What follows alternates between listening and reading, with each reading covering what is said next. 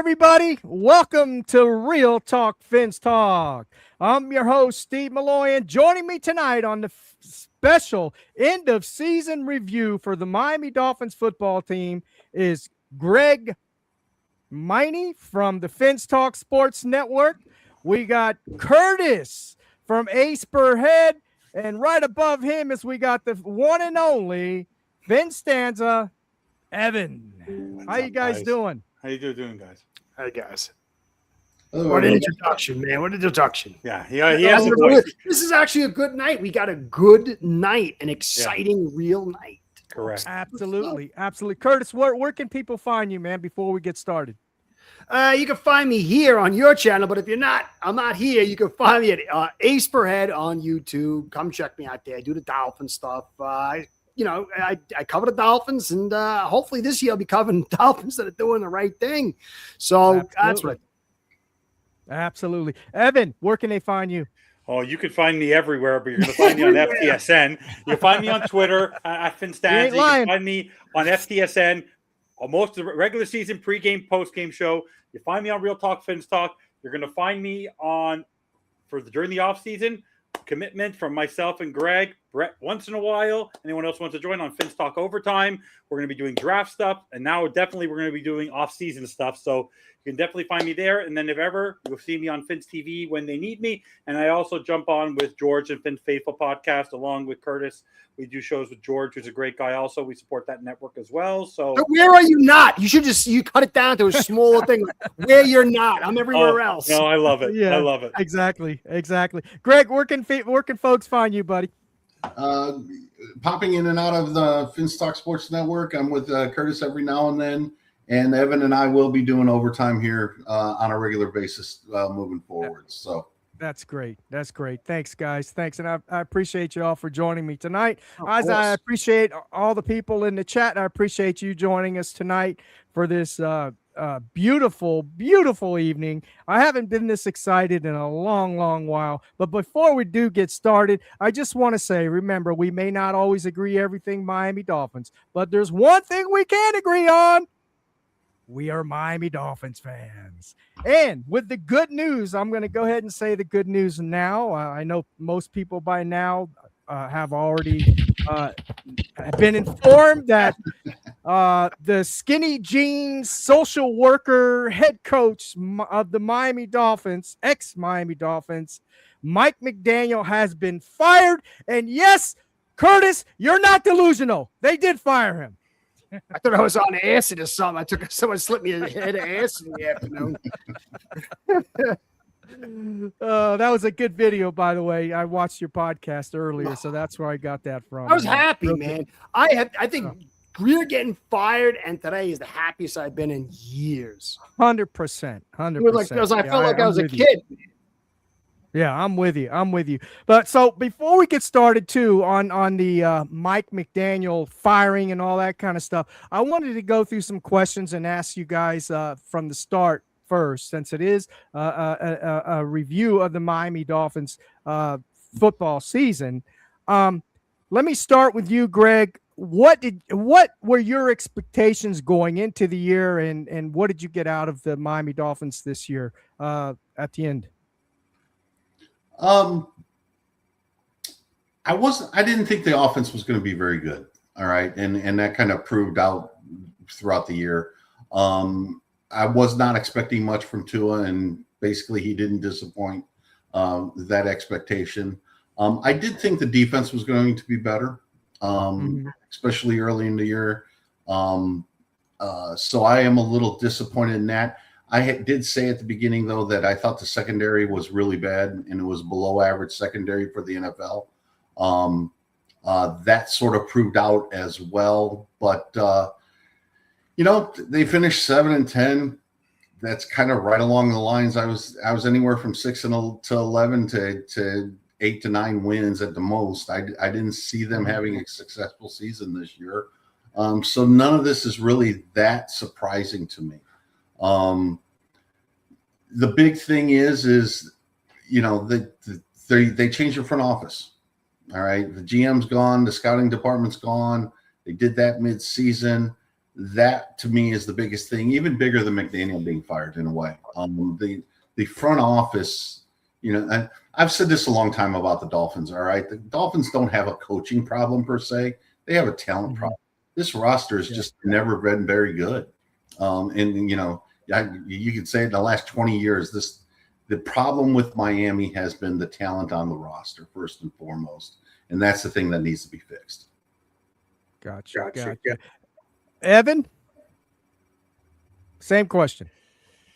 My expectations for the year was strictly focused on the fact that I didn't have many expectations at all, in the sense that I said last year, and I remember when I saw that statement come out from Ross, I said, if there needs to be a divorce, and I'm sure all of us have this in our personal lives as well, where can't always stay in the same bedroom with your significant other because one of you snores or one of you doesn't. You have a sleep divorce sometimes.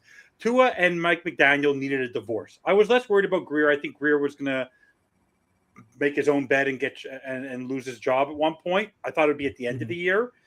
But when I saw Tua and McDaniel back, I knew something was up. When I saw the names of the captains, I knew something was up. When I saw the way they fumbled with the defense and brought people in at the last minute, I knew something was up. So I didn't have many expectations. Maybe I expected things maybe from Achane. I did not think much from the wide receiver core. Tua, I thought, was just too big for his britches heading into the season, the way he was talking. You could just sense something was off with the team. And I did say I did say 7-10, and you can roll the tape. I did say 7-10. I did not think playoffs were going to happen. And I just thought they were just at the key position. So I always struggle with, did they build the trenches? And there's always that conversation that we all have, is the trenches or the players on the outside. And I could see that they really went heavy on the trenches, but unfortunately they didn't invest enough in the key players, which are people think you need to go inside out. I think right now in the NFL this season, you would have been more successful this year outside in. And we didn't do that. And we still had Oompa Loompas at wide receiver core. We did not have a very well-rounded running back room. Even though people think we had three-headed monster, we didn't. And so for me, this year was really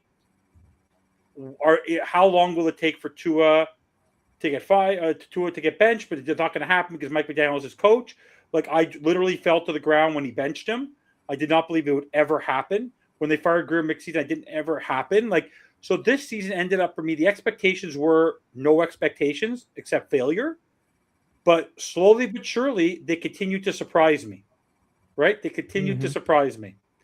So while you ask Curtis the question, you did it for me. See, it works perfectly. There he is. Welcome, Brett. Welcome, Britt. What's going on, brother?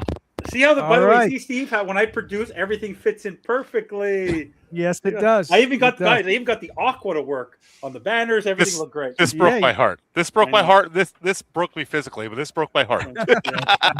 But I will say no. So just to say, I will be honest with you guys, and I'm gonna give them their credit. Please be honest. I grew up. You and me, Steve, we do our analysis, we do all that, but we're really the passionate ones. We do know our stuff, and I really feel like I know my stuff. But the two people at the bottom are my mentors. Just that guy. Hang on. No, the two below me are my mentors. Okay, they are the ones who have taught me the real fundamentals of football. And I listen to Curtis all the time. But these two have really taught me the fundamentals of what to look for. And trust me, the three of us have probably exchanged this season probably 100,000 text messages. I'm not kidding. Thank God it's not the early 2000s when you just have to pay for text. Exactly. So they've really taught me a lot of how to look at the game differently. And I don't watch the game anymore with emotion. I actually watch it from a very analytical perspective. So for me, this season, I didn't go in with emotion because these two prepared me for what was going to happen. So thank you, Brett, and thank you, Greg. Well, thanks, Evan. I appreciate that. Even though I learned as much as I could from Greg and some other guys. Everybody does. We all do. Yeah. So with that, Evan, did you finish answering the question? Yes. I want Brett or Curtis to answer the question. Well, we're gonna have Curtis go next, but before that, I want to thank everybody again for joining the show tonight. You guys, especially Britt, thank you for showing up. Thanks for having me, man. No, So I no was one. dealing with homework with my daughter, so I was going battling her. Okay. She's 7, so Good. Yeah, I get it. I understand for sure. But also, I want everybody that's on these other platforms, wherever you're at, maybe it's Twitter, Twitch, wherever you're at, come over here, join the chat over here in this Dolphins community. And I need you to hit that like button. I also, if you're new to the channel, you never watched this before, and you like this content, go ahead. Down there where that bell is, hit that subscribe button and share with your friends, your families, or your neighbors so everybody gets to see this great content that we're putting out here on the Fins Talk Sports Network. Curtis, same question that I asked the other two gentlemen. Well, I mean, I had said 7 to 9 wins. You know, early on, I saw preseason. We struggled against second stringers. We didn't play any first stringers all preseason. We struggled. And then I saw how bad Jonah was, you know, early on. I didn't think we were going to do much. I didn't think we were going to win 3 or 4. There was a point early on. I was very surprised that we lost as much as we did early.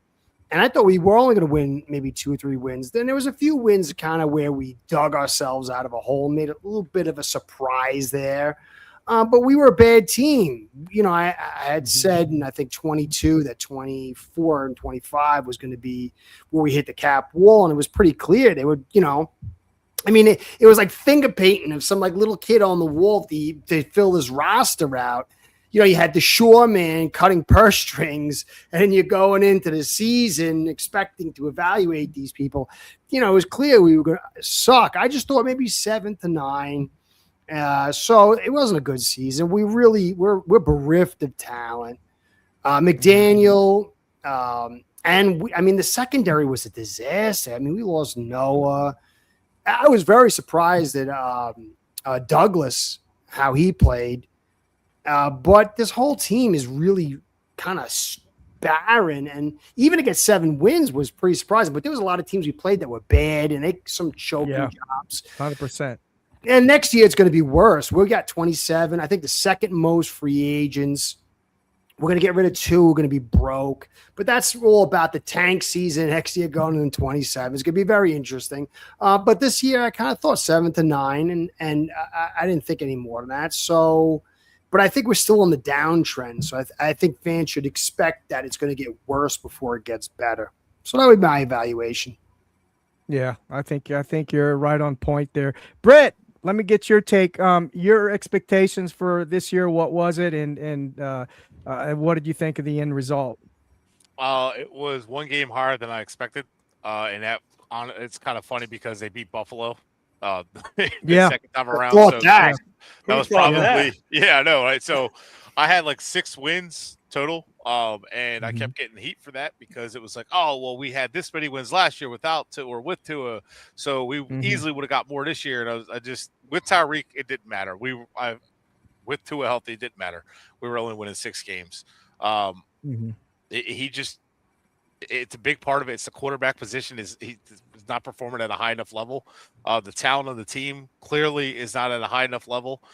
There was no plan in place from the very get-go, and it was just boiling to the point where we saw this coming, and it's kind of obvious because it always happens to the Dolphins. With it by the 3rd or 4th year, there's no real plan of structure or how to build forward. It's just kind of like slapping it together, and then it falls apart. Like, well, I don't know what happened. Like, well, you didn't plan and build it out slowly and figure it out step by step, and then nobody was on the same page, which is obvious.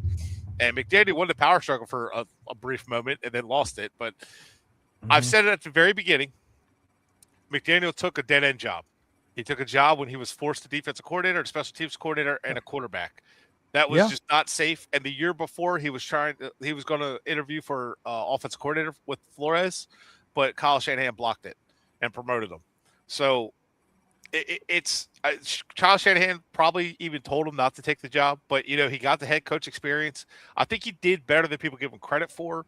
I think offensively, there are some things to critique, but like offensively, I feel like he did a lot with what he had to work with within the rules. And I know 2022 or 23, people complained about the the cheat motion or whatever, but he still had a successful offense. It still moved the ball.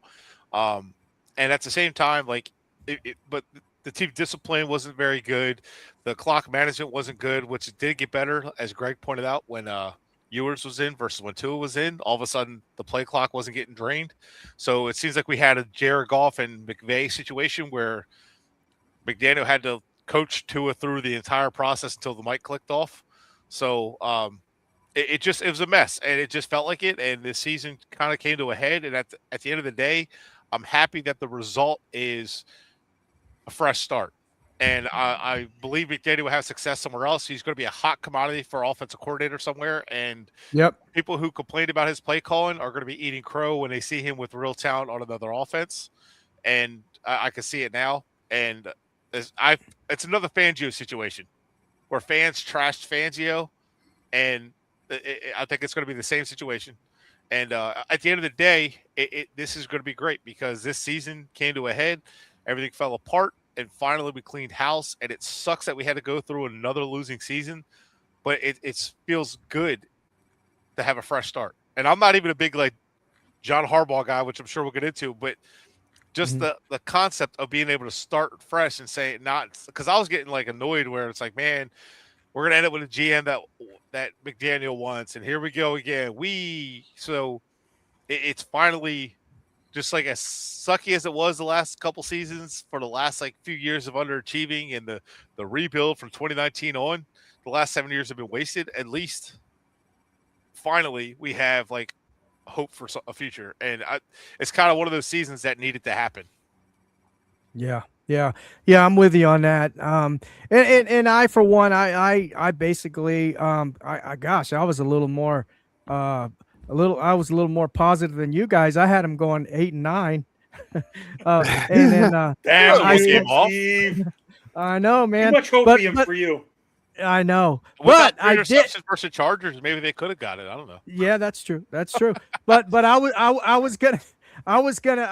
I said that their ceiling probably was, and that was if all the rookies stepped up and everybody projected out like everybody was, all the hype and everything, like everybody, Kenneth Grandy's going to do this, and Jonah Seven Eyes, he's an instant start and he's going to be great in this league and all this kind of stuff. His tape was awful in the beginning. Oh, it's terrible. It still is terrible. Still awful. He screamed project in college, and I'm like, what is it? What are we trading up for? This guy has heavy feet, and I was like, that has to be a Chris Greer move because this guy has slow feet. This felt like a Bill Parcells offensive lineman. It's just ugly. Yeah. So, but I did say, maybe 10 and 7. That's Tua stayed healthy and he played at a really good level and everything just fell into place. All the stars aligned and all that good stuff, and the sun came out and all that. I said maybe 10 and 7, but I said don't be surprised if they go 6 or 6 and 10 or 7 and 10. I wouldn't have been surprised, and I wasn't. So now we're moving on. And I'm going to ask all of you the same thing. Brett, you've kind of, expressed your opinion of McDaniel and everything. Let's start with Evan. Evan, how do you feel about the firing of Mike McDaniel? So no one on planet Earth has ever been harder on Mike McDaniel faster than I was. The moment that Chargers game happened, where Brandon Staley completely took over the middle of the field. And obviously that was a Tua problem. That was not as much a Mike McDaniel problem, but I saw his inability to adjust. I fell off the McDaniel first year train. I was already done. I wanted one and done. I was done. Mm-hmm. So I've been very critical of him, and I think Brett knows this, and Brett and I went at it where I thought it was McDaniel. He thought it was Greer, but I just was so – because we were in that window where we went to get Tyreek and we went to get Teron Armstead and we went to get Jalen Ramsey, I was in that mode of this is not the right coach for the team that we have. That was my issue. And what has he done as a head coach? So today, obviously I've been asking for it, and trust me, probably tomorrow night live on air, you guys can all witness it. Greg and Brett, you'll see it. I will be buying my Devon Achane jersey live on air.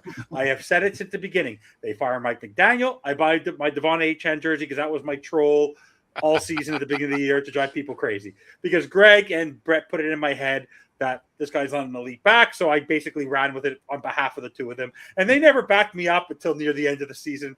Thank you for throwing me under the bus, you two. But no, what I started to see with McDaniel, what really got me and really turned me off for his, and it wasn't his play calling, it was more his game management. The fact that we would go into halves with other teams scoring, coming out of halves, not scoring and them scoring. Remember this, he finished this year with a minus 104 point differential in the third quarter alone. That's not good, right? Not very good. We had one of the best point differentials in the first half. In the second half, we were the worst, and it wasn't even close.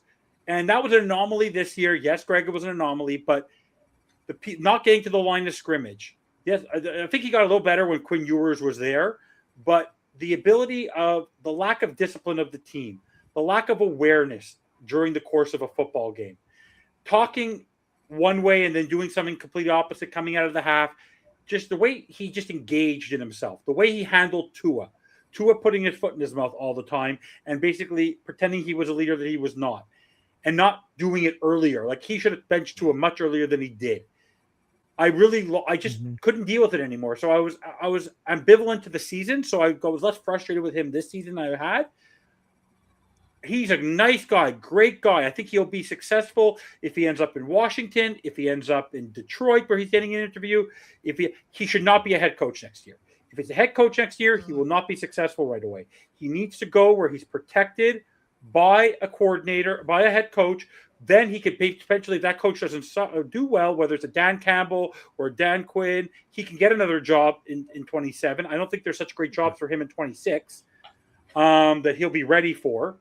But I wish him all the best. But at this time, I was numb actually today. I didn't jump for joy when he got fired. I more was numb to the fact that I'm 43 years old, and I don't remember the last time this team cleansed itself. We had a metastasized tumor inside of our franchise, and they started off with the biggest problem in Chris Greer.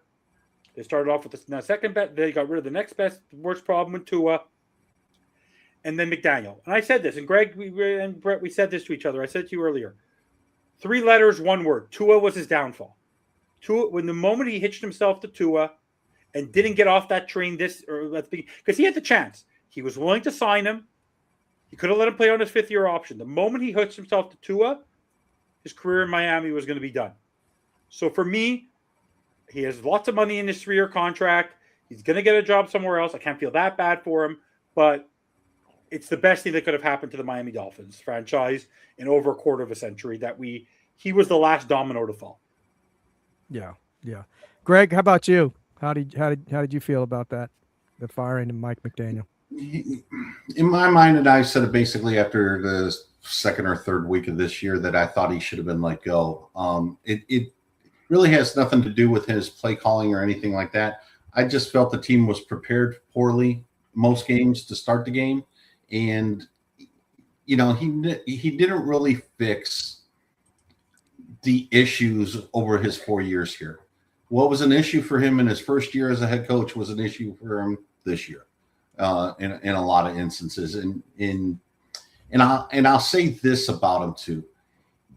He took the job. He knew what he was getting into. He's a grown ass man, and things like that. But people don't understand how much he was handicapped by Tua. There are going to be stories written in a few years about how a guy got Tua to lead the league, and then Tua to lead the league in passing, and things like that. He is going to be a successful head coach again somewhere, in my opinion, if he gets the right quarterback. All right. Yeah. And I say this a lot, bad quarterbacks get coaches fired. Yeah. All right. And a lot of good coaches fired. All right. You take a lot of offensive coordinators who have a potential future Hall of Fame quarterback, and they get head coaching jobs. Right. Yeah, They go to those true. coaching jobs and they have bad quarterbacks. They get fired and they look like idiots. He should have been gone. I'm happy that he's gone. I'm happy that we're starting over and things like that. But again, if you don't fix the talent, you don't fix the quarterback, the next guy's going to fail too. Yeah, 100%. 100%. Yeah. Yeah. Curtis, what's your take? Well, Finstans, I was jumping around for you, but both of us, man, when I've heard he was getting fired. I don't know. I can go back to when he first got hired. I said he has this Woody Allen type approach. It works really well when things are going your way. But there's a softness about him. And the two things I've understood in my time in football is competition and violence. And you need to have both. You need to be a person that's willing to create competition. And we didn't see that on the offensive line. We didn't see that through this. Certain guys just had locked into positions, and he wanted to be friends with certain guys. I remember him sitting down with Waddle and Hill during, I think it was a Jets game, and he got up and walked off, and they kind of laughed at him. And he just was soft. You know, everything was smoke and mirrors. And, you know, he came out, he had a scheme feel with the motion.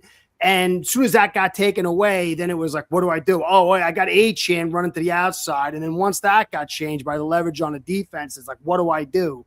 He's a timid guy. He's a little bit of a scared guy.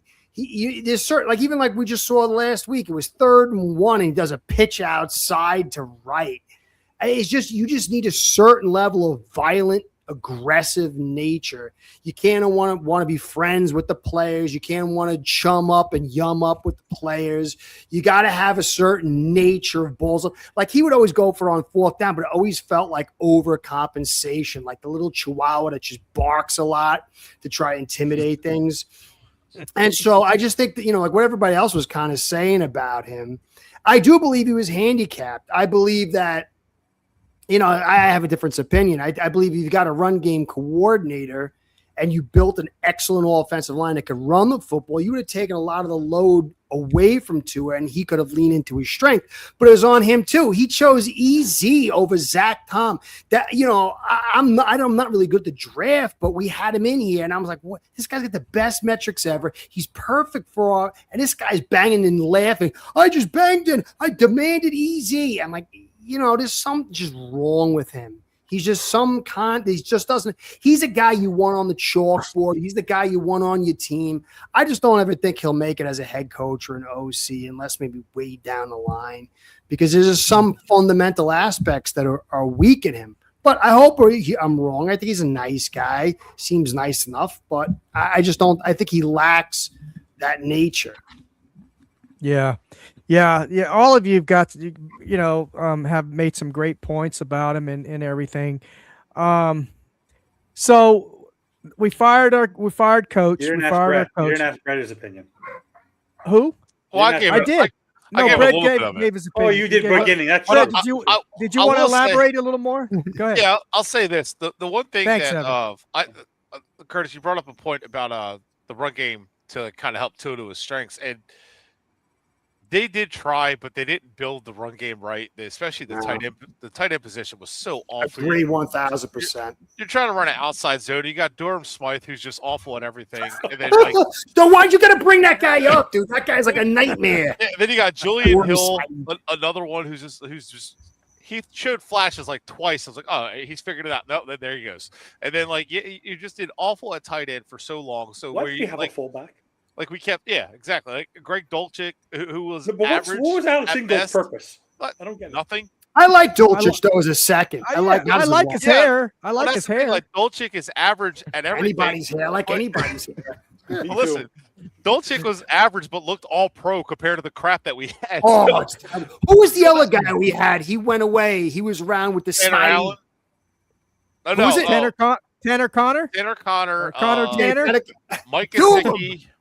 And it was the other guy that came in here for a year. He was terrible too, and they were raving. I know who you're talking about. We went to Denver after us. I think. Oh yeah. I can't remember his name. He had a terrible. Yeah, crew. and that's the thing. Like we they could have couldn't got run the ball because they're like, we're outside zone, but we can't block outside because our tackles. Was it Tyler Kraft? Was it Tyler Kraft? No, that was one. That was one. Tucker. No, not Tucker Kraft. Wasn't there another guy? I'm gonna look him up. I'm gonna look him up. You know who I wanted to draft? I wanted us to draft the guy from the Steelers, the big dude. We could have got. Oh yeah, Washington. Oh, that's Washington. who I wanted. Yeah, he's finally man. turning it around, man. And that's the thing. Like they didn't execute with the right personnel, and while McDaniel did miss with Easy, he also did hit with Achane. He did, and Greer fought with him. Greer said, "No, we're taking Cam Smith in the second round." Okay. Well, they could have got Achane in the second round. Okay, whatever. Now, you tell me right now, if they took him in the second round and got Cam Smith in the third, nobody's going to be complaining about Achane taking the second round the way he plays, right? I'm still I still think we need another number one back with Achane, but the point is Achane was a good player, and I feel like, and he also went to Patrick Paul, who's been pretty good. And so I feel like McDaniel did hit on more than Greer did, but at the same time, we don't know Greg keeps reminding me, we don't know the conversation being had. We just go by the reports, and I'm still skeptical of all the reports. But at the end of the day, I'm not blaming the personnel. To me, it was really where McDaniel was handicapped the most. And I do think he did the best he could. I do think he could have done a little bit better. But at the end of the day, I think when you look at the overall offense, he did what he could with what he had, and it really was just a dead-end job with Chris Greer, who just he's muffled everything and blamed everybody. But he blamed everybody. I didn't have control. Mike Tannenbaum was in the way. Well, his drafts look entirely the same from the time he became GM in 2016 to now. He ran out of people to blame, and that's why I had just wanted to get him fired. That's why I had the captain of fire Greer. Hunter Long was there as another one. But I think I thought he had a German name or something. I can't remember where he came from. I don't think he really played for. But that was the frustrating part. We tanked in 2019 to get a quarterback, and then all of a sudden the narrative was well, we need a run game of defense, and it was kind of well, that's not what a franchise quarterback does, though. I want a good defense and a good run game. Don't get me wrong, but I don't want to have to hide my quarterbacks. I'm man, we tanked to get a guy 5th overall just to have to hide him. This is frustrating. Get rid of him and get a quarterback we don't have to hide. So, but that's I digress on that. But I do agree. They drafted wrong and they just couldn't build anything. They couldn't build an offensive line, and not that you don't have to go spend as many picks as they did, or trade up for guys and miss on a Liam Eichenberg or a Jonah Savaiinaea. Yeah. You don't have to keep, or Austin Jackson, you keep whiffing on them. It's if you hit on them, you wouldn't have had a problem, but you keep missing. So it's I really am excited to have a GM maybe that doesn't skip a Justin Jefferson for an Austin Jackson. That would be. We got a surprise guest.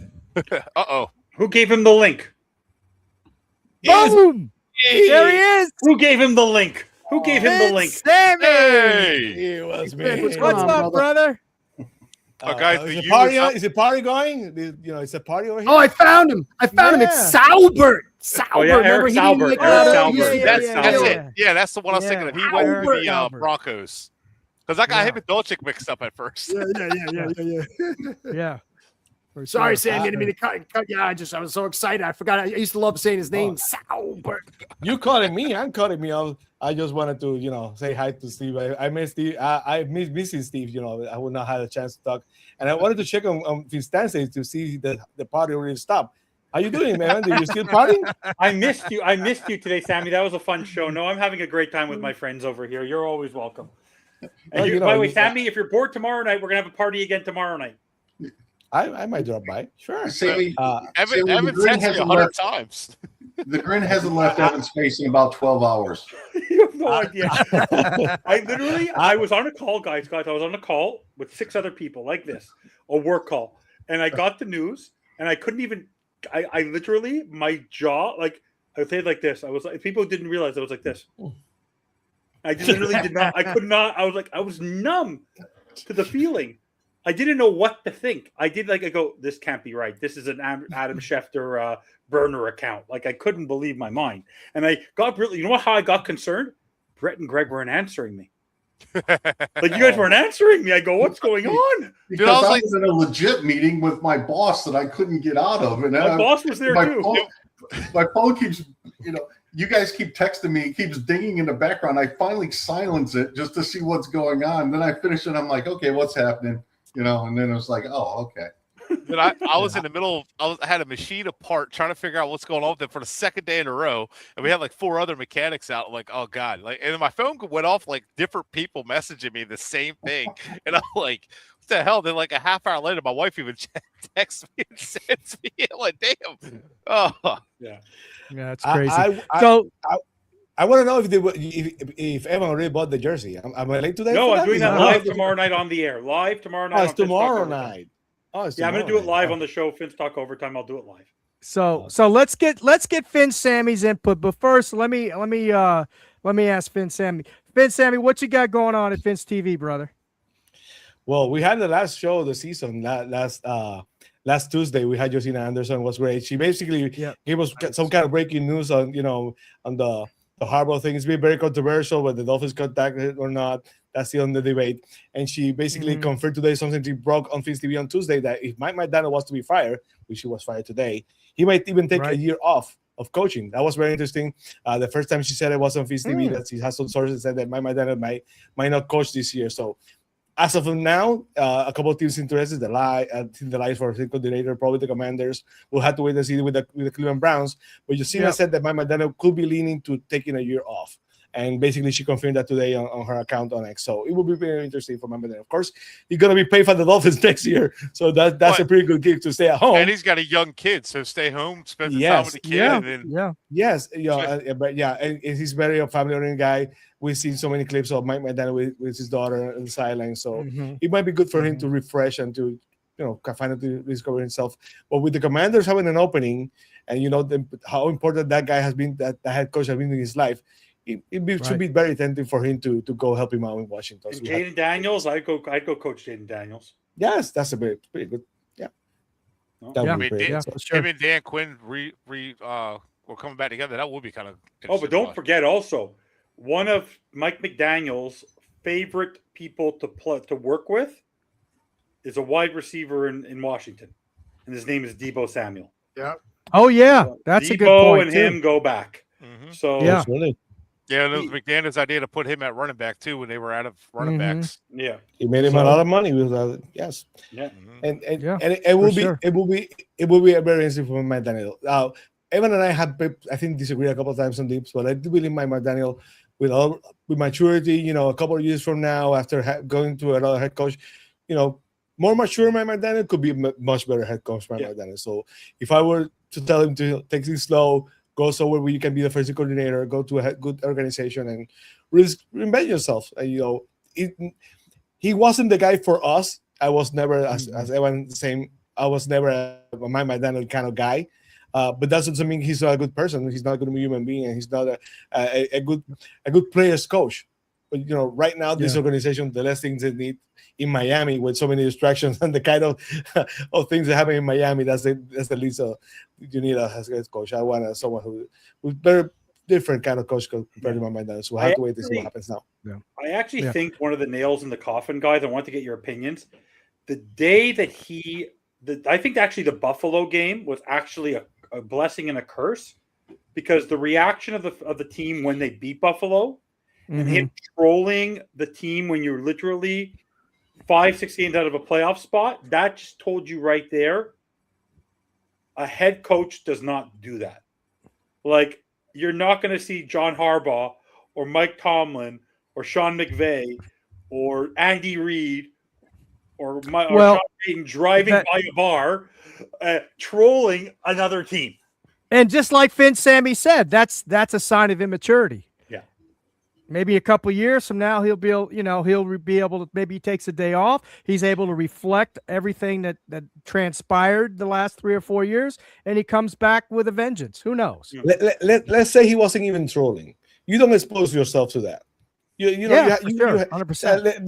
Because I'm not 100% convinced that what we do was trolling. It's been reported that he lives in the area, but you don't put your window down and allow people to see it. In fact, a lot of bad things could happen. I'm not saying everyone behave at that place, but you never know. You spoil yourself for things to happen. People are drinking, Good and point. partying. Good point. So, Good point.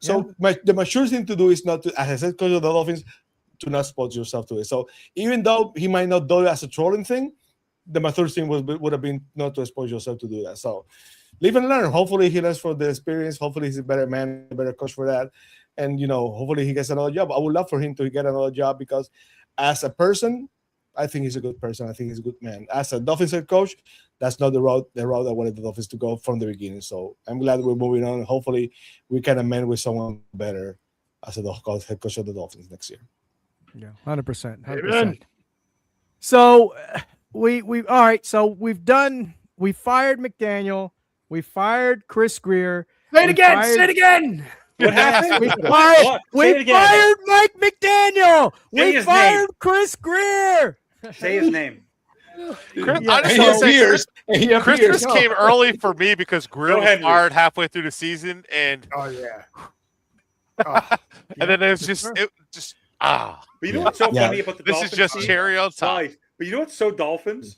Most people fire their head coach in the middle of the season to give your team a lift in the middle of the season, and you fire your player evaluator and GM at the end of the season. The Dolphins did the reverse. They fired the GM mid-season and fired the head coach after the season, but not on. I don't think he wanted to get rid of McDaniel. No, I thought it was. No, I don't either. He used the term dead love. old hands. Yeah, I agree. He didn't. I just want to get rid say, of after McDaniel. Harbaugh got fired and all the people involved in the hiring process, I don't think they were cool with keeping McDaniel. No, and like I said, every time, and this is still true now, so every time Ross was giving a coach an extension, Sperano, Philbin, every time he gave him one, the next year he fired him. But don't be surprised if he hires us. If he hires a Stefanski, or we'll talk about if he hires a Harbaugh or Stefanski related type coach, it ain't a 3-year deal. He's going 5 years. He's going big. He's not good. Options. I hope we don't get this could be a Kirk Stefanski. Yeti contract. This could be a 10-year, 150. Man, if we talk about coaches, I'm not going to have a popular opinion. I know. Well, we're going to get to that. I was about Greg to get was ready about to talk about that. Who? What'd Greg you say? wanted to say something. Greg, if it was coach. Oh, go ahead, Greg. I'm sorry. You've been down there quiet. Go ahead, brother. I was just going to say, Ross has paid head coaches for like 16 years for 10 years worth of work because he keeps firing people and giving them extensions that he There's has. no cap. There's no cap, right? For an extremely brilliant, for the most successful and wealthiest alumni of Michigan, for a very successful businessman, he sure is an idiot when it comes to spending money for football. I shouldn't say idiot. He's very loose and desperate when it comes to football. I will tell you, though, Brett and Greg, and Sammy told me this. I couldn't believe it when I read it.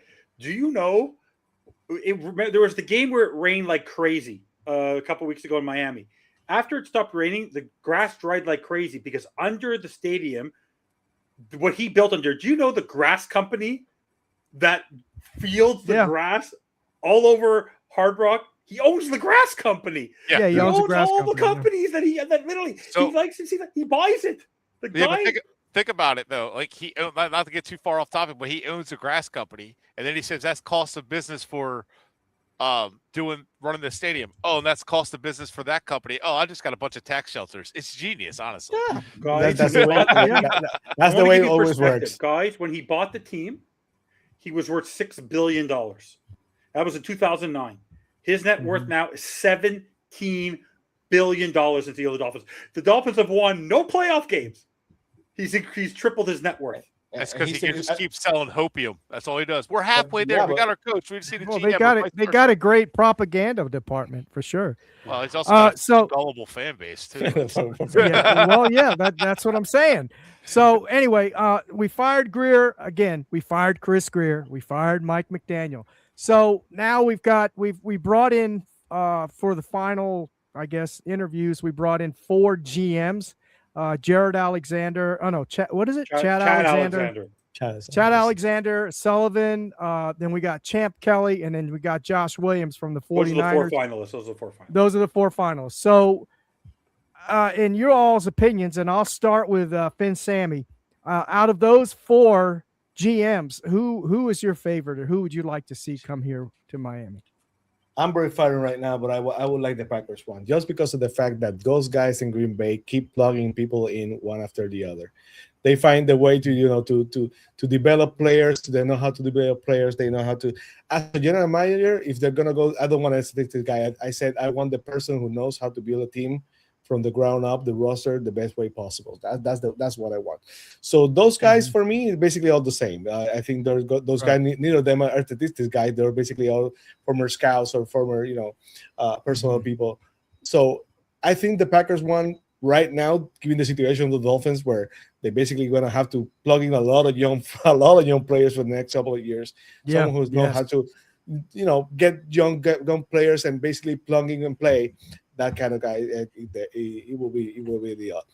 I don't know because one of the things that was interesting this week was that I think that I said that before with Bobby and Evan in the morning. I think all of the candidates were asked something probably what they thought of Mike McDaniel. I think that's what I'm just basically going on the top of my head.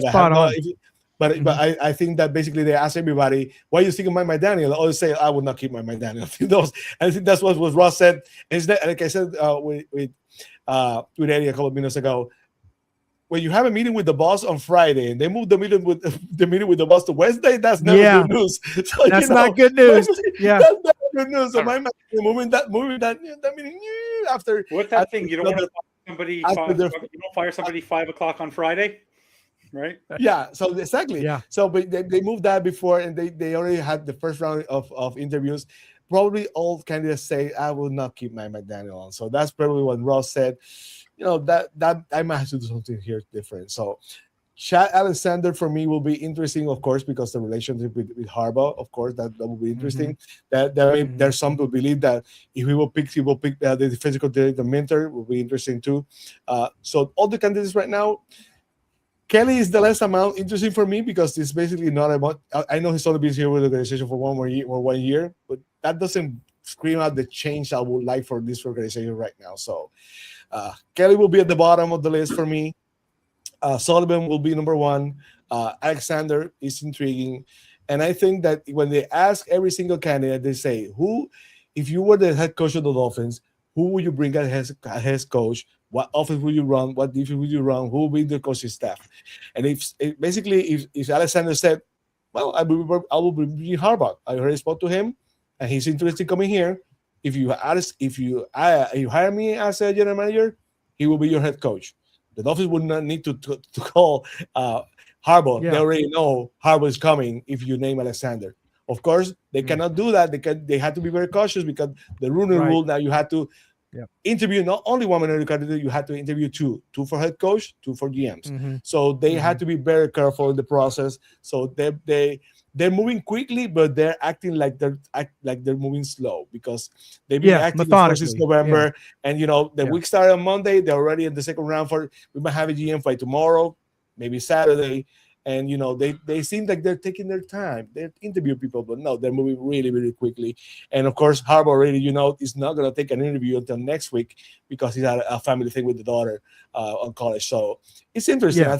But by next week, we're going to go look back, say everything was connected. We didn't know it, or basically, I just talking crap. I don't know what I'm talking about. But we'll have to wait and see. No, you're right. I agree with you. And remember now, this has been in works for probably since mid-season because I heard that Troy Aikman had already been hired by the Dolphins organization even while he was still doing the football announcing. When he bashed my McDaniel on Monday Night Football, he was already working for the Dolphins. That's kind of weird. He was already working for the Dolphins. He's not working for him. He's just giving them advice. Well, that's giving him. He was hired as a consultant. Contract as a consultant. Yeah, that's it. Yeah. You know what's weird? Armando reporting that basically the one they wanted was not Troy Aikman. They wanted Jimmy Johnson, and Jimmy Johnson was the one who said, Troy Aikman has aspirations to be a GM, and he had connection with the media. I know how Coach feels about that, but Coach Bain, but they went with Aikman. And Greg's a big fan. I know that. I know that's what when I say coach, but I'm not against having someone from outside of imagine the same guys again running the same thing again. So anyone who's from outside, I'm happy. Aikman, Jimmy Johnson, whoever. So I'm happy about that. Yeah, for sure. Curtis. Yes. I'm What's having all. your input? I'm listening to all this good stuff. What do you like? I know, man. This is why it up. You're ruining it. You have a voice for you have the beautiful voice for podcasts. This is why I have all these panel shows, because I learn and absorb it, and I've learned every show. But go ahead, Curtis. What's your take on the GM spot? Who's your favorite?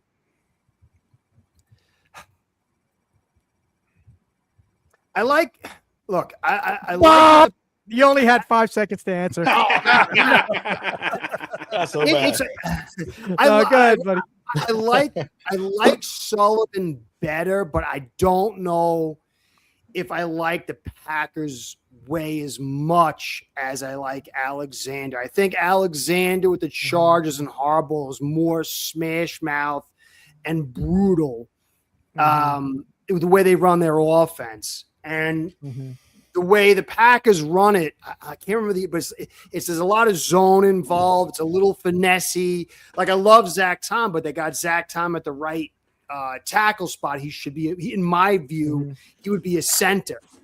I just like big and powerful. I not awkwardly, in a sense, not teacup totally. But I would like a more physical, larger style offense. If you get big enough guards and you can slim down at your center position, I'd like a solid block. I want a whole repertoire, but I want it to be more physical, because as Bill Parcells said, you're always going to be big in the first through fourth quarters. And we know you go to the Bills, and it's snowy and rainy and the same thing. But I think the Packers might be more of a finesse style in some ways. But I like what Sullivan said. I like the way he looks and acts. I like his personality. And I haven't studied Alexander as much. But it's light years more than in Champ Kelly and the guy over from San Fran. So those are the two guys for me. I'm kind of vacillating back and forth on the two of them. But then when you think about it, you take whoever these two guys are, and then you have to take it like a chemistry with who they get at HC, because there is going to be, I'm here and you're here. And we kind of got a similar, but then you find this style in between. So I think that could flesh it out a little bit too. So, but from that standpoint, I love what Alexander said, saying we want to be a bully. I love the way they kind of built over with the Chargers a little bit more, although the Packers have done a phenomenal job as well. So they have, yeah, for sure, and a longer track record too. So maybe that's even better. And they've developed quarterbacks. Yeah. So yeah, for sure. Greg. So if Jimmy Johnson and Troy Aikman are involved, whatever one they want, that's fourth on my list. They did win three. By the way, they have won two Super Bowls, and we have none in the last 35 years. Just FYI. Yeah. Well, no, I think it's longer than that, isn't it? 35 years. No, 35 years that they won their Super Bowls. Yeah, I told you and Brett earlier. Long? Holy cow! I told you and Brett earlier that basically the start of the downfall of the Miami Dolphins was Jimmy Johnson. All right, and it's just kind of continued from there. All right. And you know my opinion on Troy Aikman. He's never done this before. He has no track record of picking anybody for a GM or a head coach. I don't trust that. All right. I'm fine with outside voices, but give me track records. All right. Now, that said, I like Sullivan. I like the way he talks about the draft. I also like Alexander. Basically at Baltimore for a number of years, working with Ozzie Newsome, and then when the guy who is the GM for the Chargers right now basically said, he goes, I wouldn't take this job unless Alexander came with me. All right? Joe Hurts. Yeah, so that to me is good. I like that kind of thing. All right, with the guy, because I think he's been successful GM over there and drafted some pretty good guys. All right. The William, Josh Williams, there was one thing that I read about him today that I found interesting. He is in the NFL's front office and general manager accelerator program. I didn't even know that existed. No. Wow. That's interesting. Yeah. Yeah. So they basically teams pick out young executives who they think could be a potential GM, and they go to an NFL training camp to learn. Who's that coach? Who's that candidate? Wow. What's that? Who's that? Who's in the Josh Williams. Josh Williams. Josh Oh, Williams. didn't know Because Josh Williams in the accelerator program. Yeah. So I was like, oh, okay. I text that to you. Yeah. They teach you like contract negotiations and stuff like that. So Familiarization, basically. But I've said it all along. You fix the talent, you fix the quarterback, the coaching takes care of itself. All right. Whatever GM you think can draft the best and fix the quarterback, that's who we want. All right. I've said this in the past. All right. In this century, Miami has not drafted a potential Hall of Fame player. No, they haven't. You right. can't, you are hard pressed to find another franchise that has done that. And even the worst franchises you can think of this century have either drafted a person in the Hall of Fame right now or somebody that will be in the Hall of Fame. Wow, that's crazy. That's crazy. Yeah. So, all right. So so you're leaning towards Alexander or Sullivan?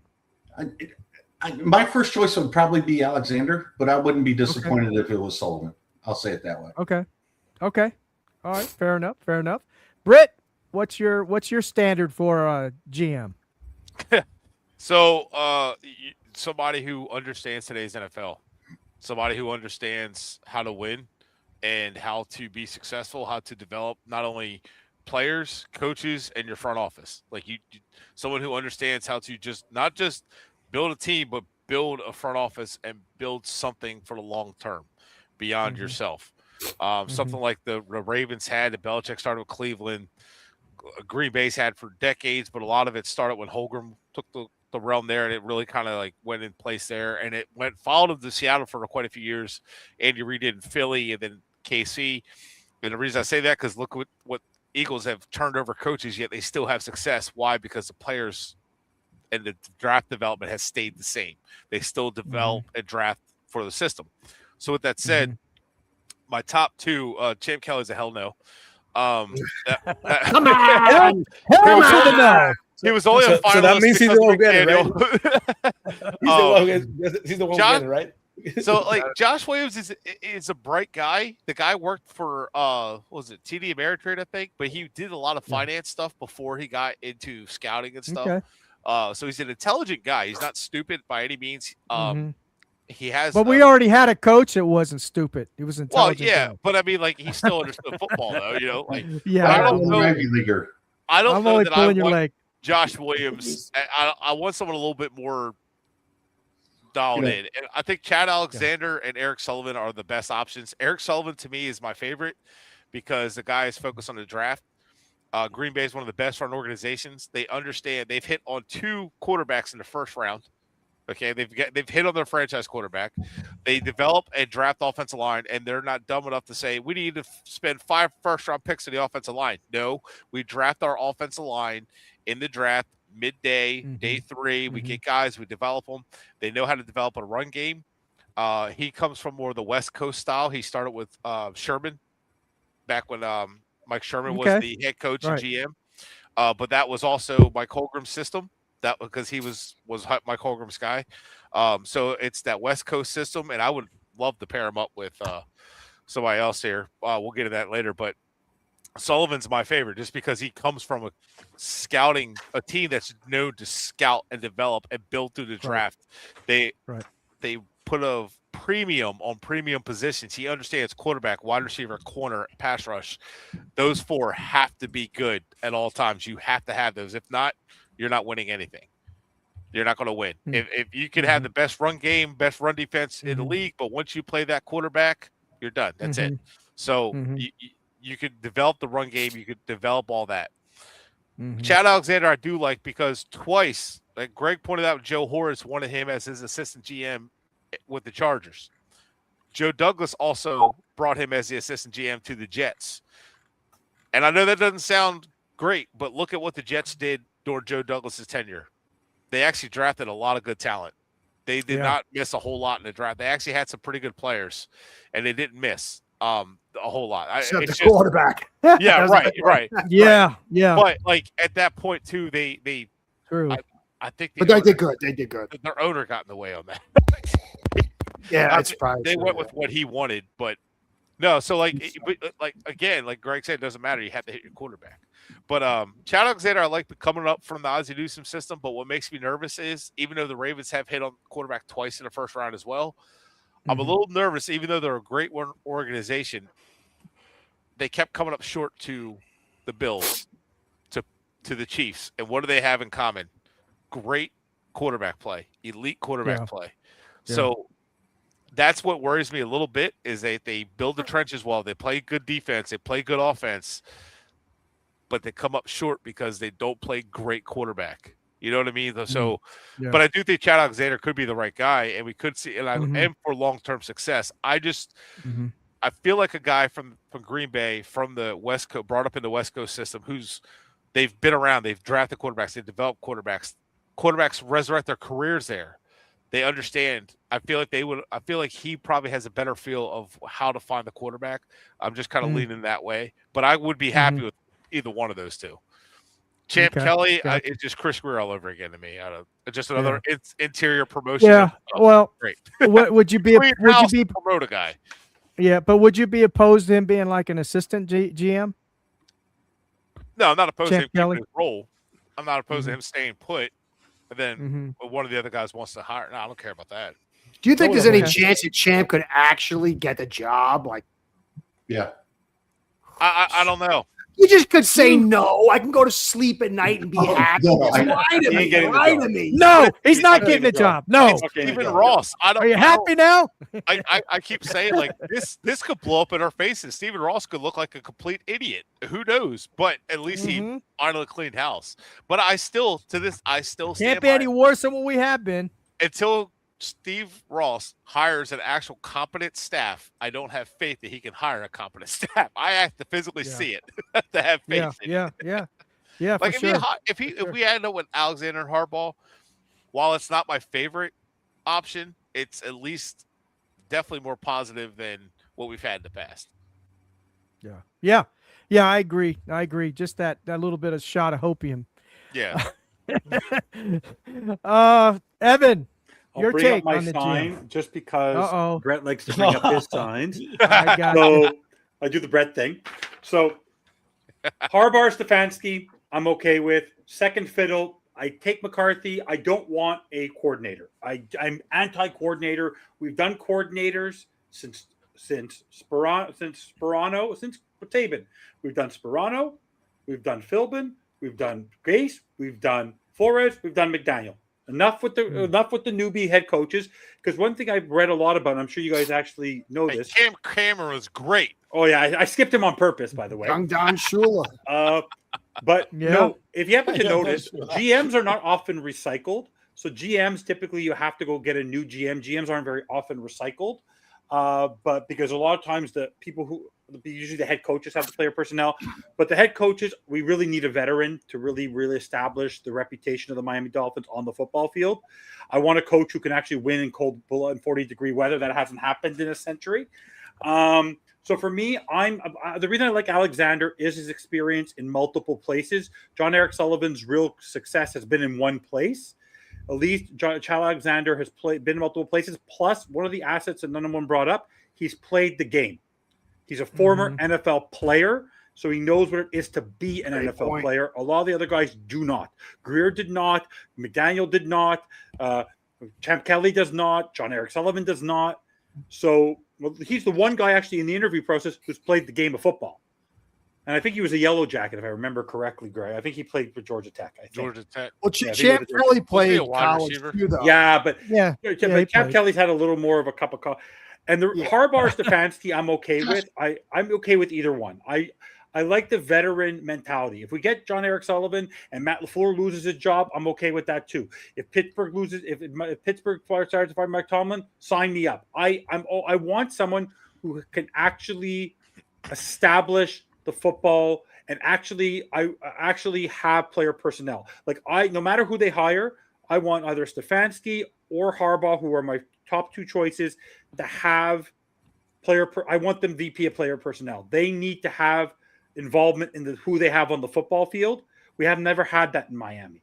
And I think no matter what, Harbaugh is going to want it and Stefanski is going to want it. Trust me, Stefanski, if he had player personnel decision, Deshaun Watson would not be there. If a lot of the people that the people where they have sort of missed, Jim Harbaugh, because Jim Harbaugh, by the way, the reason I put up Burrow is that he's done well. He had to redesign his offense for Lamar Jackson. But if you give him a quarterback who's right in the pocket, and I made the joke about it, if Drew Lar is sitting there in the second round, or I trade back and you can get him late in the first, I take a chance on Drew Lar. Like, no joke in the draft. Like, I think if you give Harbaugh a Drew Lar and you get the right offensive coordinator, Drew Lar is the sleeper pick for me in this draft. And we're going to spend a lot of time talking about him. No, so for me, if we get John Eric Sullivan, he's my second. Chad Alexander is my first. And then Harbaugh, Stefanski, throw a coin up in the air. What do you think about to me, Stefanski's personality seems like a little weird. Like when he talks, he kind of can't get worse than McDaniel. No. But he also has that, like, I don't know. Like he's developed a team. Because if you do see Myles Garrett when he's like, "Have I ever lied to you?" and like Myles Garrett's like, I think he was also in a situation where he actually had to suffer through a really bad owner. Oh yeah. And and 20 odd quarterbacks. He had no player personnel decisions. Yeah. Everything was thrown on him. That's fair. So for me, I see him getting another chance because with what he's done, he's won coach of the year, and that's no joke. Mm-hmm. And that's a veteran. I don't think he is the top pick. I think he is the second fiddle. I think it is Harbaugh. And from what I'm reading, and I know you've been doing some funny tweets, Sammy, but to a lot of people, the jobs that Harbaugh's most interested in are actually Tampa and Miami. Those are like the two sleeper picks, and they want to stick with Todd Bowles for what reason, I have no idea. That's stupid. But good for us. But for me, if you look at the Denver, everyone's so worried about the cap hell and all that. You bring in an established head coach like John Harbaugh. Sean Payton turned around the team, did not have a top quarterback in the first round. Had cap hell for 2 years, went in there, got lost by 70, lost by 50 to the Miami Dolphins. And by the way, to make you guys laugh, and I think Steve, we were talking about this. You know when I actually lost a little bit of respect for Mike McDaniel? When he took his foot off the gas. Because he could have, his number one thing could be, I have the greatest record in offensive history in football. I didn't want to do that, right? He didn't have that. But all I could tell you is established head coach. If they bring in Mike McCarthy, am I going to cry? I'd be really upset. No. If they bring in, I just don't want I want somebody who's currently has just got off being a head coach. Like, I don't really want the Robert Salehs who are, I don't want a coordinator. I'm scared of McCarthy. I'm scared of McCarthy. I am too. That's why for me, it's really like Steady Eddie, Yeah. Like, I got something for you then. No, for me, I'm really about someone whose last job was a head coach. I know. But by the way, guys, I want someone who's the last job was a head coach. I don't want the coordinator, the guy who had to go be a coordinator to get a second chance as a head coach. Yeah, I want the more recent head coach. I want the guy who still wants to coach. I'm with you on that. I probably wouldn't prefer Robert Saleh, but there are worse options than Robert Saleh out there. 49ers. No 49ers. Yeah. Well, no, I agree. I'm just saying I don't think he's as terrible as a candidate. I don't think he's right for Miami, but I think he would be right. I actually like your idea of him going to Baltimore. I think that would be a fantastic option for him. Him and McDaniel in Baltimore? Christ almighty. Holy hell. Oh, Lamar Jackson and McDaniel, like, killing it. That'd make Tua Stans cry. I digress. Speaking of which, I want to talk about that at one point, guys. I'm actually truly convinced when we talk about Tua, one of the rules, and I think we talk about in football a little bit, Tyreek's never on the injured list officially because he doesn't use Miami Dolphins trainers. I actually think there's something actually physically wrong with Tua's arm, and no one knows what it is because he doesn't see the team doctors. He sees his own specialist. I think something physically wrong with his arm, and no one knows what it is. And I think we're going to find that out sooner rather than later. Yeah, as it gets signed, you'll find that out. Yeah. Feels Yeah. physical. If he doesn't retire. Yeah. I don't see him retiring. You know what though? Yeah. That wouldn't surprise me if he just What- randomly retired, like within this year, or next year. If he had retired, yeah, but if he retires, he'll actually have to define his injury, and then even though we still face the cap hell, his contract is insured, so Ross won't have to. Yeah. He's insured big time Yeah. for sure. The question I want to ask you guys, everyone, both. The only way he loses $100 million is if he retires. He's not retiring. He's not retiring, even if he has to be a backup somewhere and earn it. But let me ask you guys all the question I want to ask, because I can't think of any. Who is another head coach? If you didn't have Harbaugh and you didn't have Stefanski, who's another head coach who's out there outside of McCarthy? I can't think of one unless you potentially go to college and get a college head coach. You got Raheem Morris.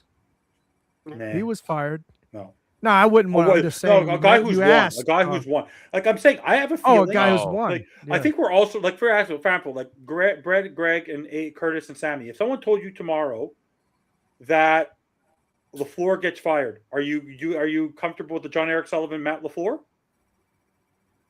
Are you Matt LaFleur? I've never asked. I don't like Matt LaFleur. He's outside zone again. I don't like outside zone. He's gonna be heavy outside zone. He's not from. Isn't he from the Shanahan tree?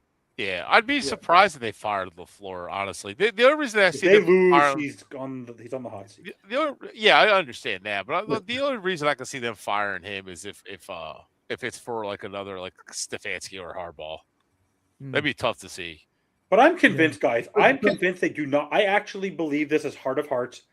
They did this with the chance that they can get Harbaugh. I am totally convinced. They're back channeling here like for crazy. sure. For sure, Well, 100%. But Did they pull? I'm not going to Alabama by saying we didn't talk to him. Sorry, go ahead, Greg. Go ahead, Greg. But this is Go the ahead, problem. Greg. This is the problem with hiring your GM this early, though, because there's a real possibility that there's going to be a couple more coaches fired here after the wild card weekend, and locking yourself into a GM right now is going to affect who becomes your head coach. If you don't get Harbaugh, you don't get right. All right. Harbaugh's picking his GM. Yes. Yeah. Okay. Yeah. If he's coming here, it's because he picked the GM. All right. Well, we'll know tomorrow. All right. Well, hang on. Not if they get Chad Alexander. That still could have been him picking his GM. They could have said, if he could have said, I'll be your head coach if you get Chad Alexander. Guys, they went to get Chad Alexander. Did not go. Greg, I'm sure you know. I don't know if you know this. Chad Alexander's the only one who didn't have his first interview. Today's his first interview. He didn't. He was not part of the. I think you've said this to me, Greg, in the past. Brett, you said it to me. There are people who get interviews where they were not part of the first six, and they all of a sudden get thrown into the second. Like they literally didn't have to go through training before they get thrown onto the floor without any training. Like he literally got the opportunity. He has to interview once to get the job, while everyone else had to interview twice. Yeah. Well, but that's my point. All right. So if this is an all-in effort to get Harbaugh, you better get Harbaugh then. Yeah. Because if you're going to be hiring a GM, here this weekend, okay, without the plan for the head coach, that's really damn hard to do. All right. It's not that it's impossible. Okay. But it's a package deal anymore for the most part. Your GM and your head coach are going to be connected at the hip. Right. Yeah. And if you pick one without having an idea of what the other one is, that's pretty dang risky, if you ask me. Great point. Yeah. Good point. But good point. Sammy, go ahead. But Sammy made a good point. The B plan is Jesse Minter. Yeah. No matter what, Jesse Minter is the B. If it's not Harbaugh, it's Jesse Minter. I think that basically that gives Alexander the edge because he's the only one probably who has a plan A and plan B in place. So if they want Harbaugh, probably they can. I already talked to Harbaugh; he might be willing to come in, but if he doesn't come in, this will be my second choice. I don't think the others have basically a solid plan or as attractive plan of probably Alexander. So that would be interesting. And I truly believe that they know where they want to go, but they're trying to save face by saying that through into the process and basically saying like we're gonna go through the interview process and everything. But I do believe they're they going through really the want formalities. Yeah, they're Yes, going through the but formalities. that's the plan, and probably Alexander is the one who has the best plan B. If he doesn't get Alexander, Minter is pretty good, and we will take him. So I think that works either way. So the only reason I don't like Minter though, they got I don't like that 3-4 zone heavy. It's like the bend but don't break defense. I mean, it's good. Don't get me wrong. I guess. Like I want to be more aggressive. They have a tendency to be very, very passive with that zone, 3-4 zone. It works. I don't know. It works. You want to know why it works? Because they have one of Brett's favorite players in the center. They have Derwin James. When you have Derwin James, couldn't we have had him, Brett? I don't know. Him or Vita Vea, but we'll take Minka Fitzpatrick, who cries his way out when Flores is beat. I don't want to play man coverage. I want out of here. Sammy, if let me put I'll say it this way: if the Dolphins have a plan, I'll be happy. Yeah, because I'm convinced they haven't had a plan for about 20 years. Yeah, for sure. But Ross has never had a plan. Yeah, but I'll tell you what, Coach. They to be fair. And I think Evan and I have talked about this a couple of times. This is the first time ever for Steven Ross, and probably the first time since the Don Shula days, since they basically clean house. Because either you fire Philbin, you keep fire Island, but keep Philbin or whatever, and you one after the other, the patchwork keeps going on. The hardest thing to do they did when they fired mid-season Chris Greer. I didn't expect to fire the general manager mid-season. That teams don't do that, and they find a way to save face and fire Chris Greer. Then they fire executives, scouts that have been there since the day once that era, since the Jimmy Johnson era. So they that too. Then they find a way to bench Tua, who everybody said no, they would never do that because someone said they McDaniel and Tua started the hip, but he will never trade. He will never bench him, and they benched Tua too. And now, today, after everybody said Mike McDaniel is safe, they fire Mike McDaniel. So either they have a plan, or they're gonna be forced to have a plan because when you clean house, there's only one way. You have to start over. So hopefully, we complain so many years about Chris Greer, Mike McDaniels, Jeff Ireland, and the same people over and over. Those people are going to be gone. This is a clean slate. No matter what, they're going to refurbish the scouting department. So either they're going to be forced to have a plan. For once, they're going to have to start over. So only good things can happen. If you really believe that the Dolphins were crap because the same people keep making the same mistakes over and over again, new people are going to be coming to make the same mistakes all over again. So I'll have to wait and see. I wonder if they fire Brandon Shore. I wonder if Harbaugh goes, I'm only coming if they fire Brandon Shore. I would love that. I don't think so.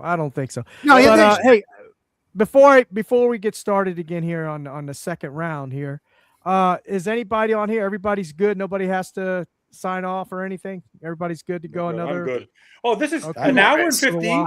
Greg, isn't this like the appetizer for you and me? It's like halftime. I know you guys are. Yeah, I know you. I'm guys. old, man. I'm specifically talking to Finn, Sammy, and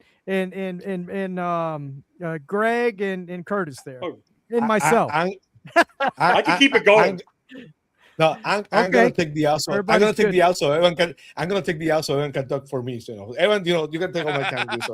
Oh, I love you, Sammy. Steve, it's been great. You know how much think about you guys. It's been great. Curtis, we have to talk to always coach. We got to get together again. So I don't screw it up. Sammy, it's always fun. Don't feel bad. I forgot his show last time. He invited me on in the afternoon, and I forgot between 12 and 4. Oh, dang. And Evan, please, don't celebrate too much. Congratulations. this is your day. I was only right 4 years ago. Everyone told me he's a rookie head coach. All last season said Steve would message me all season. It's going to be okay. I go. Congratulations, Eva. This is your day. Steve, great as always. So, guys, appreciate you all. Hey, Fitz, Sammy, before before you go, brother, are you going to have any more shows this off season? Are you going to start back up again, or we are pending to see if we have a bonus episode. It's an idea Steve has. We'll have to wait and see. But we're going to have the Fins TV Awards. Every third annual Fins TV Awards, February 3rd. So this year is going to be kind of interesting because they're not a great candidates for Play of the Year.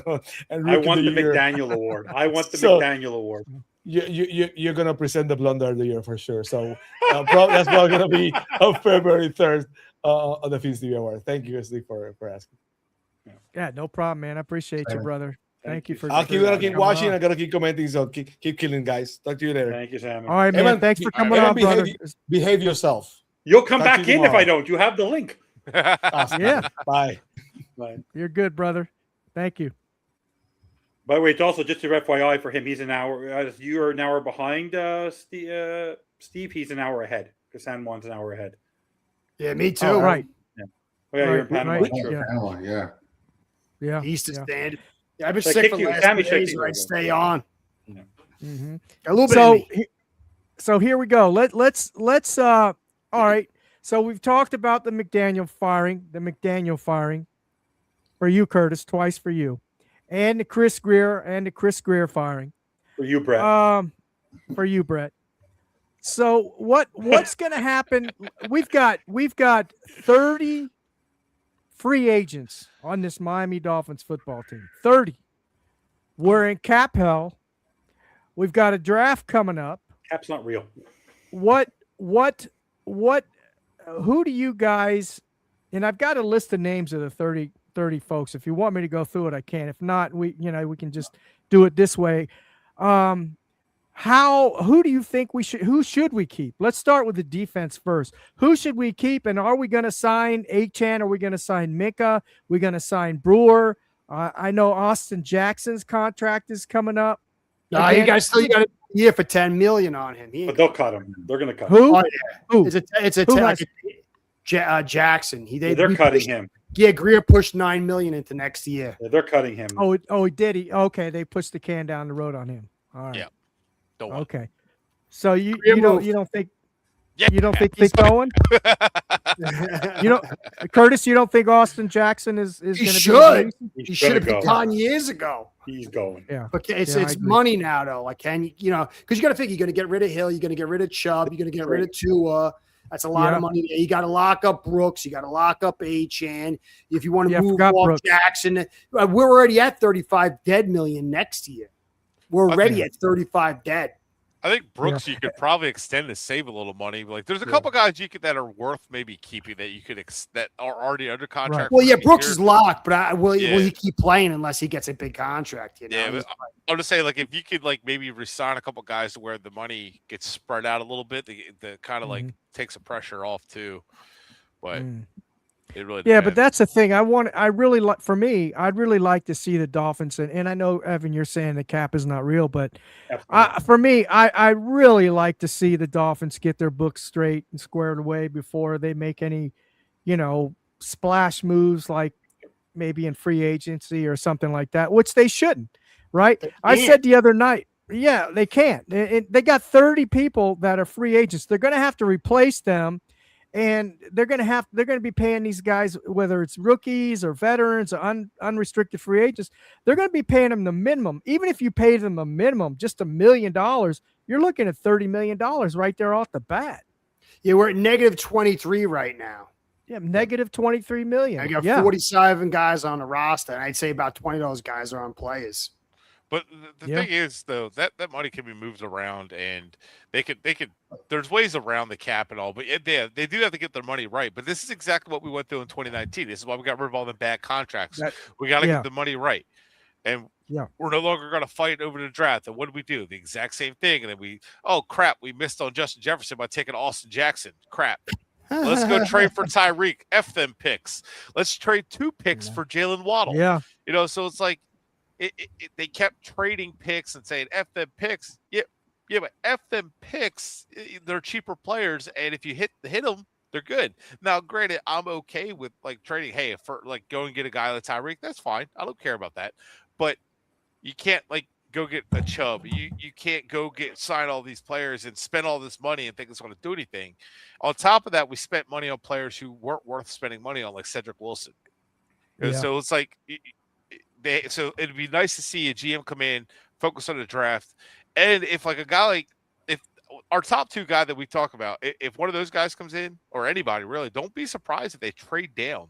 They're going to trade back to get That's more a picks. smart Yeah. move. I was about to say that to you. Trade back. But you mentioned Drew Allure. I could see this team trading down to the bottom of the first and taking Allure there. I could see, depending on who takes over GM, I could see that if he tests well, shows his ankle's healthy, he's talented enough. I could see something like that happening. I'm not saying that it will, but I can see the team trading down to save money and trying to get more picks. But I don't see how they're going to spend money this all season. They're going to have to move money. Well, yeah, they got no choice. I mean, because they're right now they're negative 23. Next year it's 77. Then it's 171. But if you add, it's probably about how much is it? $100 million contract? I think it's like 65 dead this year. 35. It's 60. It's 30. It's 66 the first year, 33 the second. So you're talking right now that let me check the dead money. Hold on a second. What's they don't have the dead money listed. Just so you know, Kansas City's in worse shape than us. Yeah, well, Until you get rid of Tua. But we got to. To me, it's like you just got to cut everybody this year.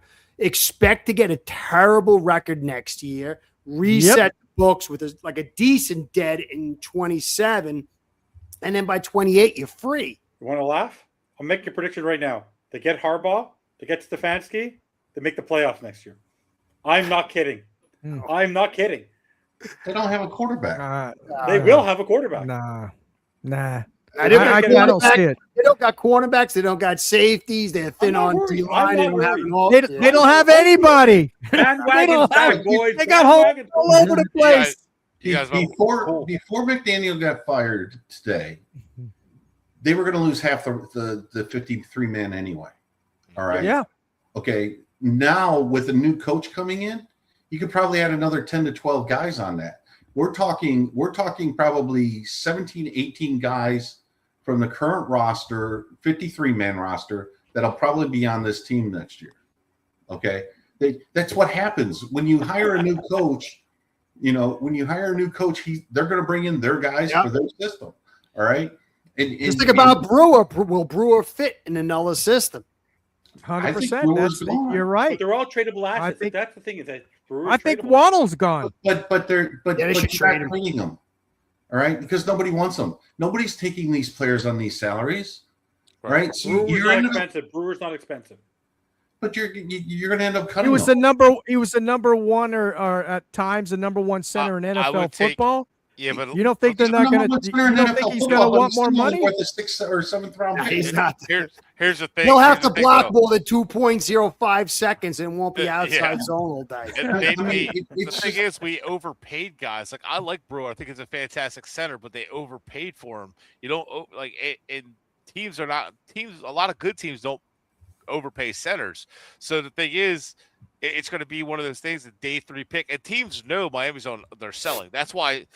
Jalen Phillips, I kept saying to trade him. Why? Because he's not coming back next year. He's a free agent. He's going to peace out.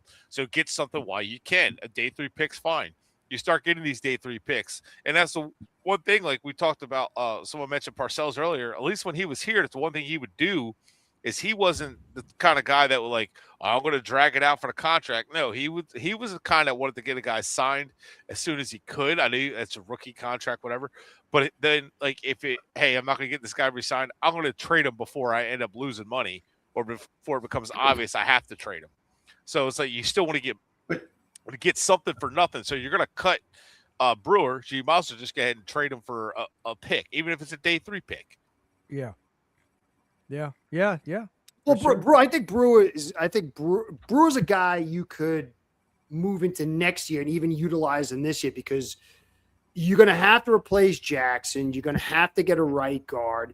Your left guard position is very, very confusing because you got locked in money. He's just 2nd and 3rd round pick, and he's terrible. I think He's that guaranteed Paul's a money. keeper, so you might have to keep Brewer because he's only making like 10 million or something, or some 8 million. So you can Zephaniah? no, Brewer. Oh, Brewer. Right. So he might be able to get stopgap to next year because there's going to be so many holes, Your defense is going to need a lot, but it's going to be very, very interesting. But you're going to ultimately, I think you're going to have to replace 4 out of the 5 guys. And that probably includes Jonah within 2 years, unless he takes substantial steps forward. That's a big albatross. He's going to be a massive albatross, Russ. It's going to take either him stepping forward or the coaches having the balls to say, how do you draft a guy who came and pick his foot up and move it 6 inches, he stands like a dead statue when he puts his hands out? I mean, he's in terrible, terrible shape. He needs to be benched unless he, so there's a lot of stuff to go. I think Brewer at least can carry to the next year, but ultimately he'll have to go too unless we kind of do the same scheme, which I don't think. Brett would like this one. Brett would take, because they just re-signed him to a contract. Brett would take Kirk Cousins as a bridge. No. Nah. How about Joe Flacco? I like Cousins. Kirk Cousins is a right-handed Tua. Yeah, he can't throw anymore. I'm just saying, like 6-7 years ago, Flacco? maybe. How about Joe Flacco? I don't hate Joe Flacco. I think he'd be fine under Harbaugh for a year. Or Minter, which I feel kind of have the feeling that's where it's going to go.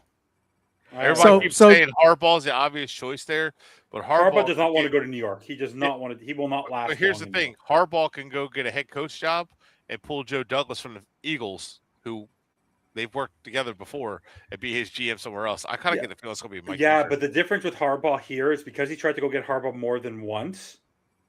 He's because of his loyalty. You think he was loyal to McDaniel? You think he was loyal to Greer? That scares me. He literally is loyal to a Harbaugh for life. Yeah, I mean, because the whole Michigan underperforming and haven't actually winning much in years, but the thing is, like, one, but so did Ohio State. Yeah. Oh, fine. Brett, breaking news. I just saw it on. We won. Chad Alexander's number one. Josh Williams' number 1 pick. Now that McDaniel's gone, is Ryan Day. Oh God, nope. Nope. You might also just get Cam Cameron back there. Curtis, I don't know if you know this. Big Ohio State fan. I've never met a bigger hater of a head coach. Like, he's on Chris Greer level, Ryan Day. I don't watch much college, but I've never seen a guy win a team win a national championship and get that many text messages about how bad Ryan Day was in that run to the national championship. Hey, I gave him his flowers though, because he turned it around in the playoffs, and then this year, just what the hell? Like, what happened? But oh yeah, it's our night. It's my night. All right, now it's 17-10. Yeah. So who do we keep? Who do we keep on defense? The youngsters? I want to clean out all the guys that are close to 30 or past 30. Shop's a really big problem. What do you do with Shop? He's terrible. Yeah. You got to release Chop too. Basically, right? I think you got. I don't think release him. I think you probably just keep him. He's cheap. He's depth. Or trade him. Yeah. I mean, so you think you got Chop, Biggers, Phillips, Grant, and Sealer. Brooks. I would trade Sealer at this stage. Yeah. Sealer, I think Harbaugh he just signed a contract too. Yeah, I don't see Sealer going anywhere. But I really like. He looked bad this year, man. I like. He did. He didn't. I like Jason Marshall. I like Jason Marshall. Yeah, Jason Marshall. Again, I'm not saying that these guys are franchise players and cornerstones, but these are young guys that are cheap. You just hang on to, but you're not getting rid of them. But you're going to get rid of expensive guys. No Storm Duck. No Dodson. See you later, Dodson. Yeah, Dodson's gone. Micah Fitzpatrick. I don't like Dodson. Gone. Gone. Micah's definitely gone. Micah's got to be gone. How about Rasul Douglas? I could see him back. He's not coming back. No, he's a Harbaugh comes like a team gone. He's a free agent. So is Jack Jones, free agent. Both of them are going to teams that actually are good. But you guys are seeming to forget. And Greg, before you go, hiring a proper head coach, a veteran head coach, will attract good players to want to play for you, who have that will give people, because I just see that good head coaches will attract good talent. Yeah. Yeah, that's Greg true. disagrees. I might be jaded. You are. I'll admit this. Okay, I might Are be we jaded. all? You are. We're all dated. I am tired of veterans coming to Miami just to basically run it out and basically have a paycheck while they retire on the beach. All right. I really don't want to go that route. And I don't want to go that route with a coach either, to be honest with you. All right. So look, accept the fact that you're going to put a JV roster out there next year. Okay. Clean house. You're going to have a couple varsity players on there and so on and so forth.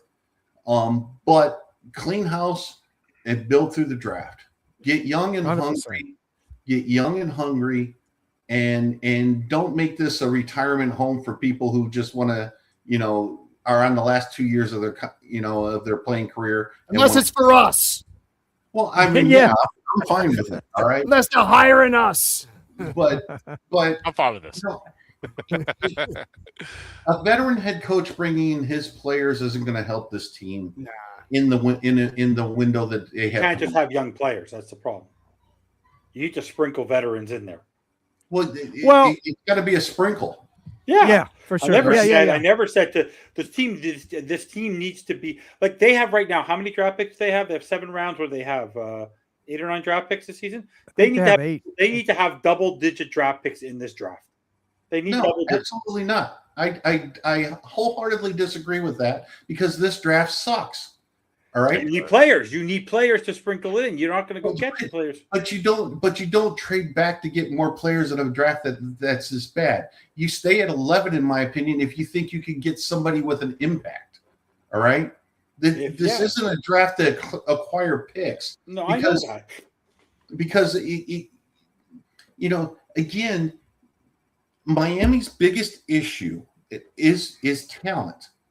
All right. And Miami's lack of explosive plays is a big problem.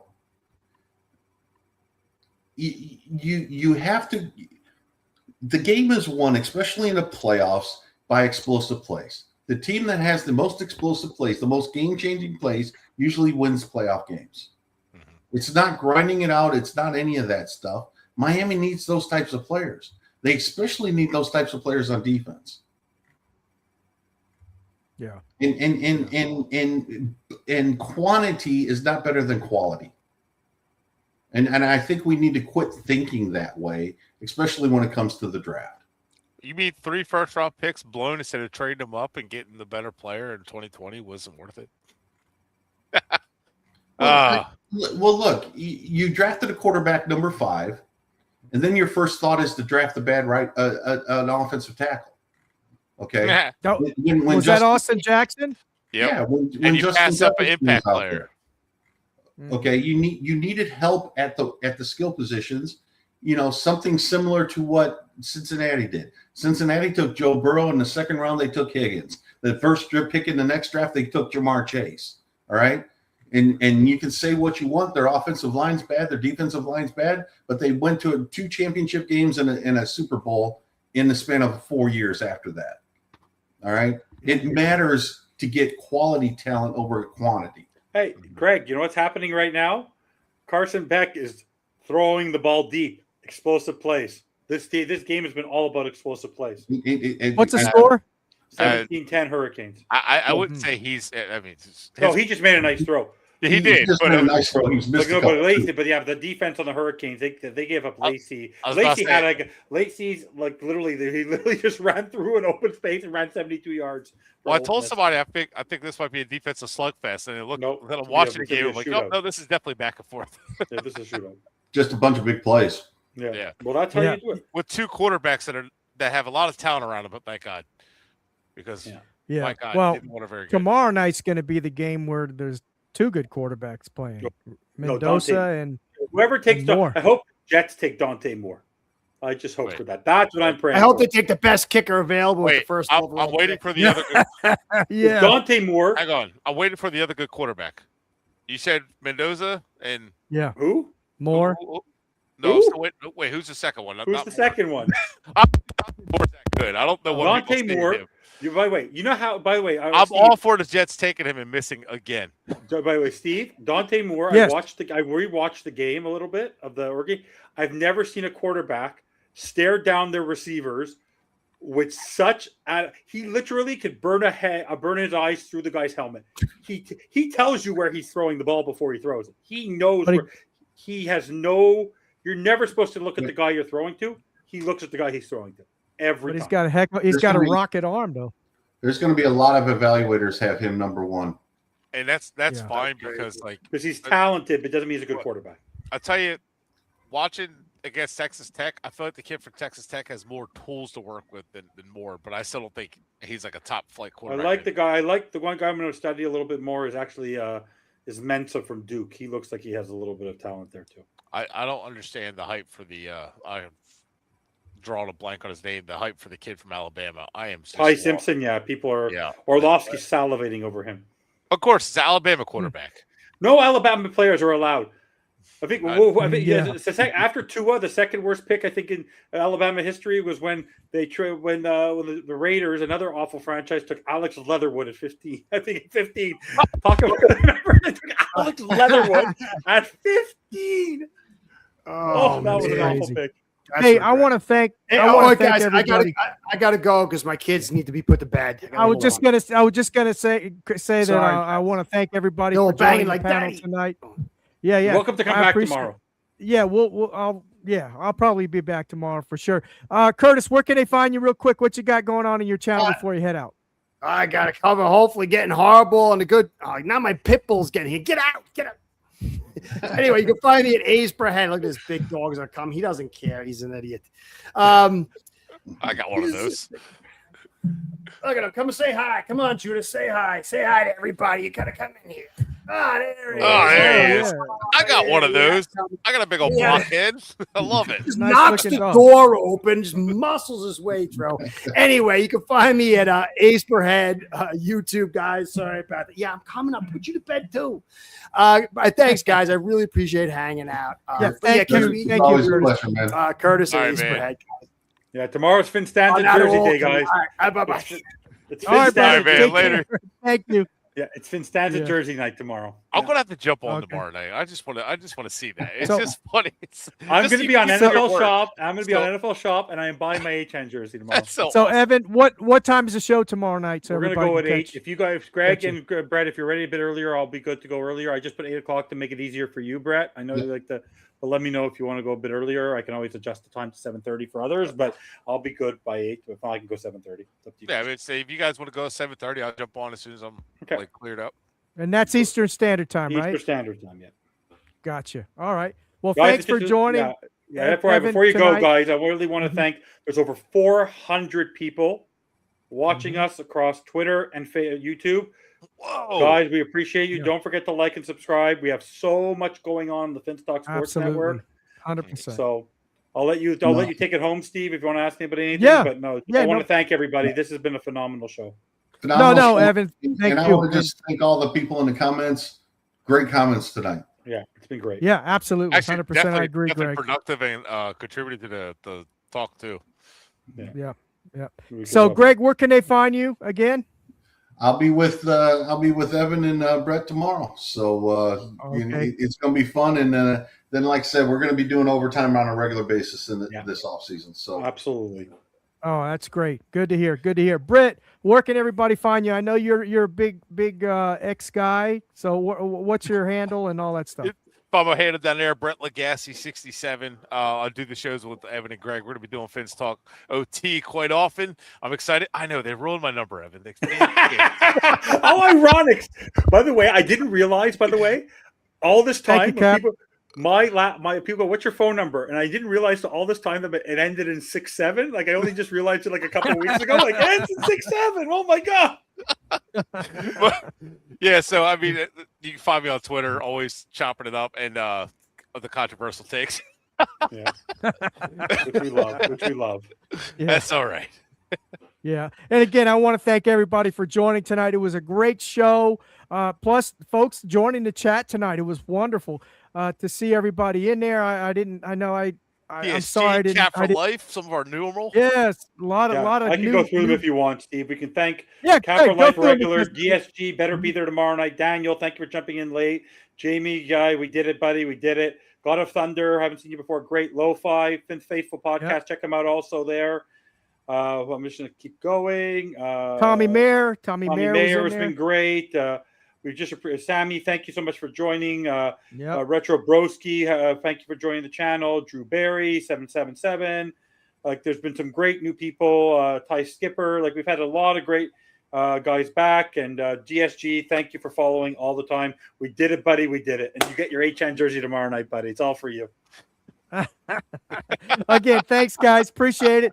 Thanks again. And you can catch Real Talk Fence Talk every Tuesday night at 7:30 Eastern Standard Time. I'm probably going to follow this format for the remaining of the season. I might do a few solo here and there, but I'm going to get the panel, all the guys together so we can talk football. I'm going to have a night where I get the fans that can come in and I'd like to hear from you, and you can come up on the panel and join if you'd like and talk Miami Dolphins football. So thanks again, guys, and God bless. And remember, Dolphins #1, baby! Dolphins #1!